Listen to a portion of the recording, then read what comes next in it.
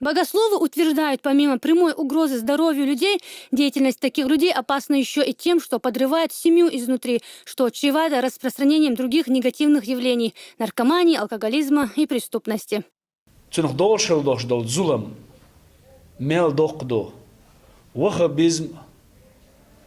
Наркомании إذا دوزل برت بوخر بحندلش خلشوق ومخكح دوزل برت بوخ واش دول هم هدوتيه الله كورجيه تون ويلاين ديك تلات اللي نحيش بوز بونش الليل واش خيل دوش دول هما خيلر بحندلش ومخكح برت بوخش خد الليرتون تو هو باخر تشيرش داير زينوي هينز وي دوزل برت بيش بيرش نينخ تقاستوش اشت بيرتع داخ ديز وي بوخشه اتسانت اح استنج او قحيقا حار ال مفتياتن تدلنج خيناح يخ اتل دولنج خيناح ابرت بوخ واش دوش دول اقوري حلغر هما وي بچ وتدم بنا تut اح بوخ بوليچه الا كودر بوز بونچل ليل در بحندوش بوخش بو دق بولو ابرت.